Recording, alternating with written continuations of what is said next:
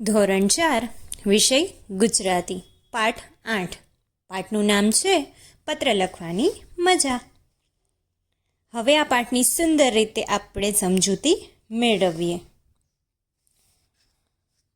મારું નામ રેશમા કિરીટભાઈ ચૌહાણ, ગામ કરમપુર. અમારા ગામના પાદરમાં એક વડલો છે. વડલાની પાસે જ અમારી નિશાળ છે. અમારા વર્ગ શિક્ષક અશોકભાઈ સોમપુરા છે. તેઓ અમને ખૂબ પ્રેમથી ભણાવે, હસતા હસાવતા શીખવે, ધમકાવે કે મારે નહીં. નિશાળમાં અમને મજા પડે. અમારા સાહેબ અમને વર્ગમાં જ વહાલ કરે એવું નહીં, વર્ગની બહાર કે રિસેસમાં અમારી સાથે વાતો કરે. નિશાળની બહાર મળી જાય તો મજામાં એમ કહીને હાથ ઊંચો કરે. આવા પ્રેમાળ શિક્ષક પાસે જૂન મહિનાથી ભણતા ભણતા ક્યારે ઓક્ટોબર મહિનો આવી ગયો તેની ખબર પણ ન પડી. વેકેશન જાહેર થયું. અમે બધા રાજી થતાં નિશાળેથી ઘર તરફ જતા હતા. ત્યાં પાછળથી આવતા અશોકભાઈ અમારી સાથે થઈ ગયા અને વડલાની છાયામાં અમારી વચ્ચે ઊભા. અશોકભાઈ કહે, બાલ દોસ્તો, વેકેશનમાં શું કરશો? અમે કહ્યું, નવા નવા કપડાં પહેરીશું, ફરવા જઈશું અને દિવાળીની મીઠાઈ ખાઈને મોજ કરીશું. યશ બોલ્યો, સાહેબ, તમે તો અમને ભૂલી જશો, પણ અમે તમને નહીં ભૂલીએ હો.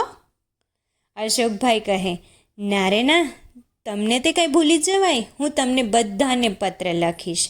વસંત કહે, સાહેબ, પત્ર કેવી રીતે લખાય? અમને શીખવાડો ને. અશોકભાઈ કહે, મારો પત્ર આવે તે વાંચજો, સમજાઈ જશે. ખરેખર અશોકભાઈએ લખેલો પત્ર ગઈકાલે જ મને ટપાલીએ આપ્યો. અમારા વર્ગના મોટા ભાગના વિદ્યાર્થીઓએ પત્ર વાંચ્યો, વારંવાર વાંચ્યો. મિત્રો, જ્યારે આપણે પત્ર લેખન કરીએ છીએ ત્યારે કેટલીક બાબતોને ધ્યાનમાં લેવી જોઈએ. જો આ બાબતોની કાળજી લેવામાં આવે તો આપણને પણ પત્ર લખવાની મજા આવે અને જે વ્યક્તિને આપણે પત્ર લખીએ છીએ તે વ્યક્તિને પણ તે પત્ર વાંચવાની મજા આવે. તો હવે આવી કેટલીક બાબતો, જેમાં પહેલી બાબત છે, લખાણના બધા જ અક્ષરો મરોડદાર, વ્યવસ્થિત અને યોગ્ય રીતે લખાયેલા હોય. બીજી બાબત કે બધા જ અક્ષરો અને શબ્દો આડી સીધી લીટીમાં લખેલા હોય.